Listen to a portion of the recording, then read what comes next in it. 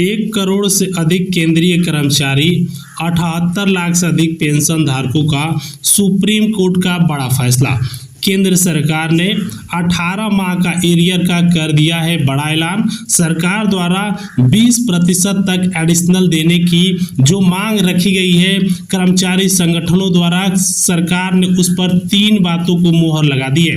पहला, केंद्र सरकार ने फिक्स मेडिकल अलाउंसेस को पूरी तरीके से क्लियर कर दिया है कि 4,000 रुपए तक फिक्स मेडिकल अलाउंस दिया जाएगा।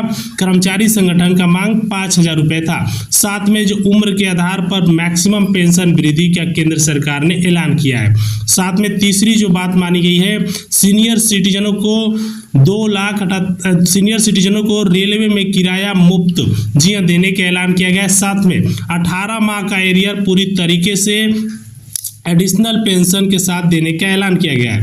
और 1 करोड़ से अधिक केंद्रीय कर्मचारियों के लिए OROP 3 पेंशन टेबल जारी हो चुका है।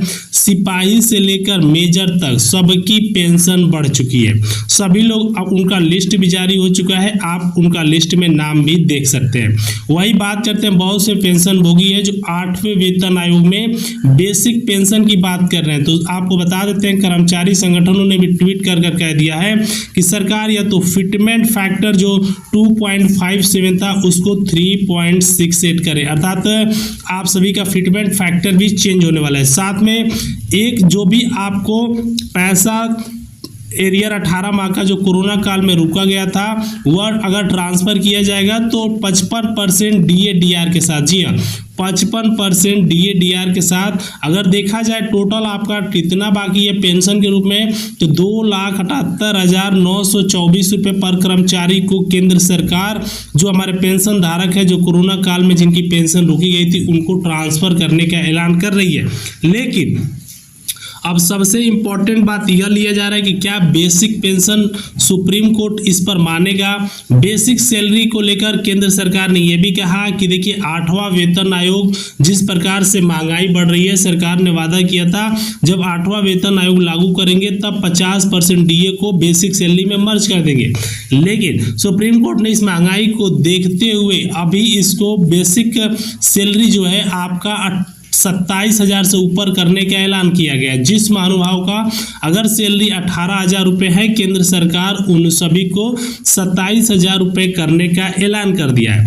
अब चलिए जानते हैं कि क्या सुप्रीम कोर्ट जो उम्र के आधार पर पेंशन की रियायत दे रहा है 5%, 10%, 15% तक, उस पर केंद्र सरकार का क्या फैसला है।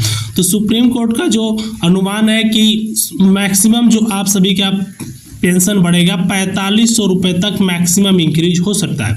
सुप्रीम कोर्ट का भी यह फैसला आ चुका है। सारी जानकारी हम आपको इस वीडियो के माध्यम से देंगे। आप इस वीडियो को शुरू से लेकर आखिरी तक जरूर देखें। चैनल पर नए तो सब्सक्राइब करें और इस वीडियो को अपने दोस्तों को प्लीज भी शेयर करें जिससे कि उन सभी को भी जानकारी मिल सके। केंद्र सरकार द्वारा हमारे जितने भी पेंशन धारक है जिनका पेंशन की रकम बकाया है, सरकार द्वारा यह पैसा पूरी तरीके से ट्रांसफर करने का ऐलान किया गया। सरकार द्वारा 15 अगस्त को कुछ किस्तें ट्रांसफर की जाएगी। सरकार ने भी डिसीजन देते हुए कह दिया है कि हर एक केंद्रीय कर्मचारियों को जो भी बकाया पेंशन है उसकी कुछ रकम आप सभी को 15 अगस्त के शुभ अवसर पर दी जाएगी। वही बात करते हैं वन रैंक वन पेंशन योजना की। तीसरी टेबल कब तक केंद्र सरकार जारी करने वाली है। वन रैंक वन पेंशन योजना की तीसरी टेबल केंद्र सरकार द्वारा टोटल जो जारी करने का ऐलान किया गया है। सरकार द्वारा हर एक केंद्रीय कर्मचारियों का जो अनुमान लगाया जा रहा है 4,000 रुपये तक इंक्रीज हुआ है। वही सिपाही से लेकर सूबेदार तक, मेजर तक हर एक केंद्रीय कर्मचारियों का सरकार ने पेंशन इंक्रीज की है। सरकार ने वादा किया है कि जो भी हमारे कर्मचारीगण है जिनका बकाया पेंशन है वह पूरी तरीके से इस महीने के अंत तक अर्थात इस अगस्त की सैलरी के साथ आप सभी को यह पूरी तरीके से पैसा सरकार ट्रांसफर करने वाली है। सरकार ने वादा करते हुए भी कहा कि जो भी बकाया पेंशन भोगी है, जो 78 लाख से अधिक हमारे पेंशन भोगी ऐसे हैं जो कोरोना काल में केंद्र सरकार ने उन सभी का पैसा रोक दिया था। उन सभी को किसी भी प्रकार का पैसा सरकार द्वारा नहीं प्राप्त किया गया था। सरकार इसलिए उन सभी को यह पैसा देने का ऐलान कर दिया है। सरकार ने यह भी डिसीजन लिया है कि एक निश्चित तारीख अर्थात 15 अगस्त को क्या यह पैसे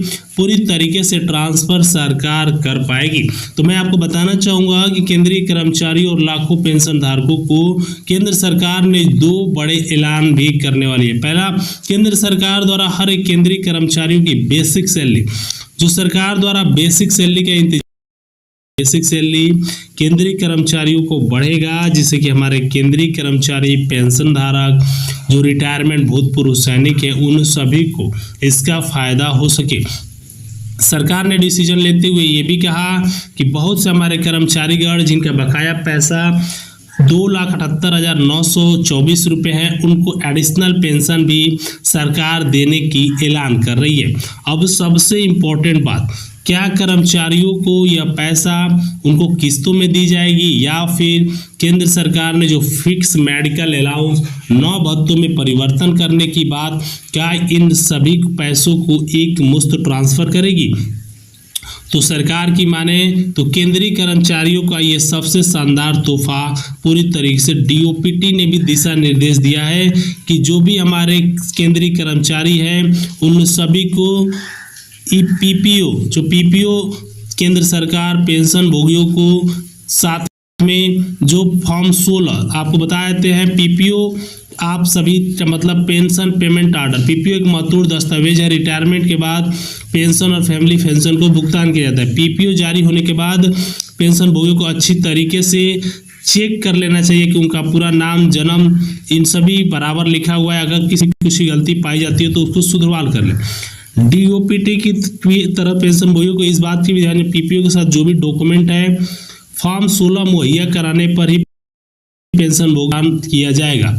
तो इस प्रकार से आप सीपीओ के माध्यम से आपका अगर कोई भी नाम डॉक्यूमेंट गलत है तो आप करा लें। अब सबसे इम्पोर्टेंट बात, क्या केंद्र सरकार पूरी तरीके से इन बातों को केंद्रीय कर्मचारियों के अंतर्गत मानेगी या सुप्रीम कोर्ट के आदेशानुसार जो हमारे केंद्रीय कर्मचारियों को 42 दिन का विशेष अवकाश था, महिला कर्मचारियों का 60 दिन का विशेष अवकाश था, रक्तदान की छुट्टी थी, और केंद्र सरकार ने डीओपीटी के माध्यम से एक बड़ा ऐलान भी कर दिया है।